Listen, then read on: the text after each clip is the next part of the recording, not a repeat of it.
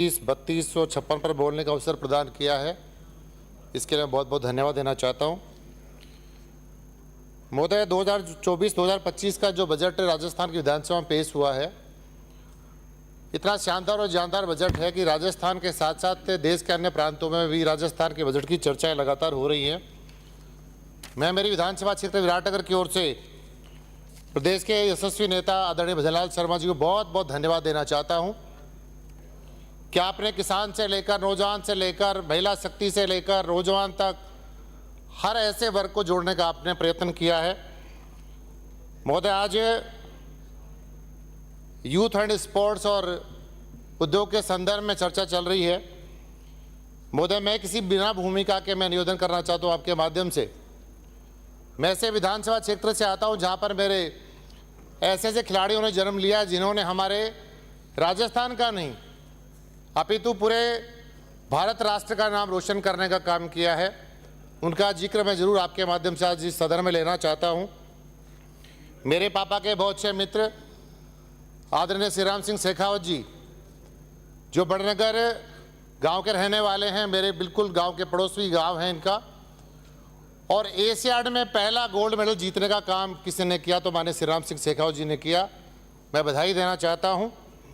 ऐसे एक हमारे खिलाड़ी जो नौकायान में श्री सतीश चंद्र शर्मा, जो मेरे विधानसभा क्षेत्र जाजे कला पंचायत हमारी आती है, वहाँ के रहने वाले हैं, गोल्ड मेडल जीत कर आए।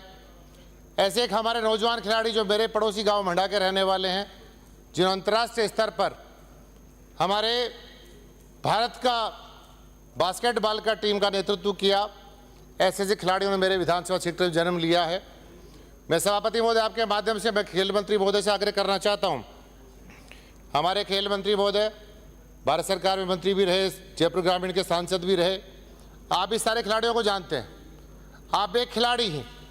मैं आपसे आग्रह करना चाहता हूं सभापति महोदय आपके माध्यम से प्लीज कि जिन खिलाड़ियों ने हमारे देश का गौरव बढ़ाने का काम किया, ऐसे खिलाड़ियों को ऐसा मोटिवेट करने के लिए, प्रोत्साहित करने के लिए, उनका सम्मान करने के लिए मैं एक आग्रह करना चाहता हूं कि इनके गांव, श्री राम सिंह जी का गांव बड़नगर है, सतीश शर्मा जी का गांव जाजे कला है, जयराम जी का गांव मंडा है, तो मैं इतना आग्रह सरकार से करना चाहता हूं कि आपने एक जनसंख्या के आधार पर तो खेल अकादमियां जो बनाने की घोषणा आपने करी है, बहुत सारे आपके वह ट्रैक भी खिलाड़ियों के लिए बनने हैं, लेकिन मैं आग्रह करना चाहता हूं मंत्री महोदय कि ऐसे खिलाड़ियों का सम्मान तब और ज़्यादा बढ़ेगा जिन्होंने हमारे से मिट्टी का सम्मान बढ़ाने का काम किया। ऐसे खिलाड़ियों के गाँवों का आप खेल की दृष्टि से विकास करिए, वहाँ ओपन जिम बनाइए, वहाँ ऐसे जो जिन खिलाड़ियों ने जिन खेलों में हमारे राष्ट्र का नाम आगे बढ़ाने का प्रयत्न किया है, ऐसे खेलों में हमारे उन गाँवों का विकास करना बहुत अच्छा लगेगा। खिलाड़ियों का मान सम्मान भी बढ़ेगा और उन गाँवों में और भी अधिक प्रतिभाशाली जो हमारे खिलाड़ी हैं वो इससे प्रेरित भी होंगे। महोदय, मेरे ऐसे सरकार ने जो घोषणा करी है कि 10,000 आबादी के जो हमारी ग्राम पंचायत हैं, जो बड़े स्थान हैं, उनको विकसित किया जाएगा आपके स्पोर्ट्स एकेडमी के माध्यम से। मैं सभापति महोदय सरकार से मांग करता हूँ, ऐसे मेरे 5-6 विराटनगर में ऐसे स्थान हैं, मेरे पावटा प्रागपुरा जिनकी पॉपुलेशन 25,000 से ज़्यादा है, ऐसे मेरा विधानसभा विराटनगर जो प्रॉपर अर्बन एरिया जो लगता है, वहाँ पर नगर पालिका है, वहाँ बहुत बड़ी पॉपुलेशन हमारे उस क्षेत्र की है। साथ ही हमारे कुंडला क्षेत्र जो बहुत बड़ा इलाका है, जहाँ पर देश की सबसे ज़्यादा सब्जी उत्पादन का काम होता है, ऐसा मेड कुंडला क्षेत्र, उसकी पॉपुलेशन बहुत ज़्यादा है। वहाँ पर खेल अकादमी यदि अगर स्थापित होती है तो निश्चित रूप से खिलाड़ियों को, नौजवानों को आगे बढ़ने के लिए बहुत सी प्रेरणा भी मिलेगी। इसलिए मैं सरकार से मांग करता हूँ कि ऐसे सारे स्थानों को, ऐसा स्थान मेरा एक बिलवाड़ी का स्थान भी है, उसको यदि विकास की दृष्टि से अगर हमारी सरकार अगर इसका विकास कराएगी तो निश्चित रूप से मेरे पूरे इलाके में खेलों के प्रति बहुत ज़्यादा प्रेम है। मैं ऐसा नहीं मानता कि केवल मेरे इलाके में खेलों के प्रति प्रेम है, लेकिन ऐसे खिलाड़ियों ने हमारे यहाँ जन्म लिया है जिन्होंने हमारे राष्ट्र का गौरव बढ़ाने का प्रयत्न किया है। महोदय, मैं निवेदन करना चाहता हूँ, उद्योग का जिक्र भी चल रहा है। महोदय, विधानसभा विराटनगर में पिछली सरकार में सरकार की ओर से एक औद्योगिक क्षेत्र घोषित किया गया, लेकिन ना भूमि आवंटन का काम हुआ, ना कहीं रिको दिखा। इसलिए मैं सभापति महोदय सरकार से मांग करता हूं कि विधानसभा विराटनगर जो जयपुर दिल्ली हाईवे के बीच में आता है, श्यापरा के बाद नीमराणा को सब लोग जानते हैं। हमारी सरकार में, जब हमारी सरकार थी 13 से 18 के बीच में, तब हमारी सरकार ने बहुत सारा वहाँ विकास करवाया था। और हाईवे के ऊपर हम पढ़ते हैं, हमारा उद्योग भी स्थापित नहीं है। इसलिए मैं सरकार से मांग करता हूं कि मेरे क्षेत्र विराटनगर में हाईवे के ऊपर जहां भी जमीन हमारे पास बहुत बड़ी उपलब्धता जमीन की है, जमीन हम देंगे, लेकिन सरकार या उद्योग क्षेत्र घोषित करे। जो कांग्रेस ने पाप कमाने का जो काम किया, जनता को जो ठगने का जो काम किया, मैं स्पष्ट रूप से सदन के सामने मैं अपना विषय रखना भी चाहता हूं। महोदय, ऐसा ही मेरे एक शिल्पकारों का गांव है जहां पर मूर्तियां बनाई जाती है, और केवल देश में, भारत में नहीं जाती, पूरे संसार में, जहां पूरे विश्व में हमारे यहाँ से मूर्ति बनकर शिल्पकारों का बहुत बड़ा गांव छितौली गांव है। वहाँ पर एक बहुत बड़ा हब है। हमारे अपनी मेहनत से हमारे शिल्पकार भाई मूर्ति बनाकर और पूरी देश और दुनिया में भेजने का काम करते हैं। तो मैं सरकार से मांग करता हूँ कि उनको स्पेशल रूप से उन शिल्पकार भाइयों को सुविधा मिले। इसलिए लघु उद्योग के रूप में मेरे छितौली ग्राम पंचायत को स्थापित यदि करेंगे तो निश्चित रूप से मैं सभापति महोदय आपके माध्यम से उद्योग मंत्री से आग्रह करना चाहता हूँ कि जो आपका बहुत प्रिय गाँव छितौली गाँव रहा है, अगर उसमें सुविधा मिलेगी तो निश्चित रूप से वो विकास की दृष्टि से शिल्पकार भाइयों का मनोबल और बढ़ेगा। ऐसी मैं सरकार से मांग करना चाहता हूं। मैं एक ऐसा विषय सभापति महोदय रखना चाहता हूं सरकार के सामने जो बड़ा सेंसिटिव बिंदु है।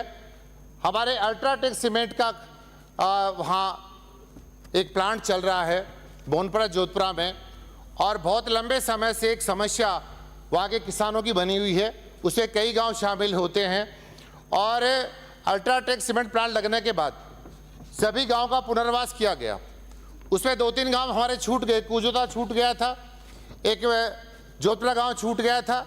आज हालत माननीय सभापति महोदय वहाँ की ये है कि वहाँ अवैध रूप से क्रशर स्थापित आपके ग्रासिम जो प्लांट की ओर से किया गया है, उसके उनके अधिकारियों के द्वारा से स्थापित किया गया है। और बार बार शिकायत करने के बावजूद भी उन्होंने कलेक्टर कोटपुतली को भी कहा, अन्य अधिकारियों से भी कहा है, और इसके बावजूद भी आज तक उस समस्या का समाधान हो नहीं पाया। वहाँ श्वास लेना भी दुभर हो रहा है। और ये पिछले सरकार, कांग्रेस सरकार के समय से लगातार वहाँ पर 5 साल तक धरना चलता रहा है।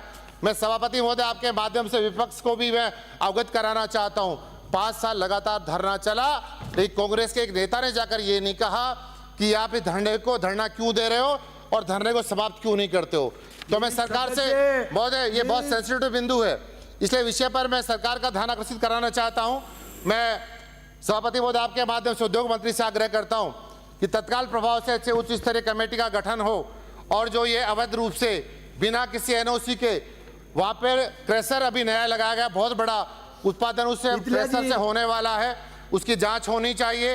पुनर्वास 2 गाँव का किया नहीं गया। वह कांग्रेस पार्टी के कुछ दलाल के रूप में वहाँ उन्होंने पकड़ रखे हैं, ग्रासिम सीमेंट वालों ने। इससे मैं निवेदन करना चाहता हूं सभापति महोदय आपके माध्यम से सरकार से इसकी जांच होनी चाहिए। और पुनर्वास किस प्रकार से हो सकता है, इतने वर्ष क्यों लगे?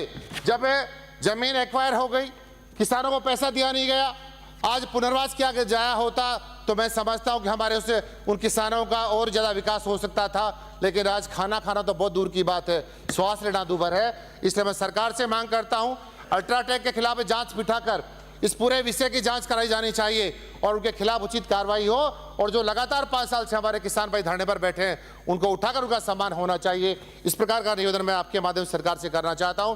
सभापति, बहुत सारे विषय मेरे अभी छूट गए, लेकिन मैं समय की बाध्यता को समझता हूं। आपका बहुत बहुत साधुवाद देता हूं, आपने मुझे बोलने का अवसर प्रदान किया। बहुत बहुत धन्यवाद। भारत माता की जय।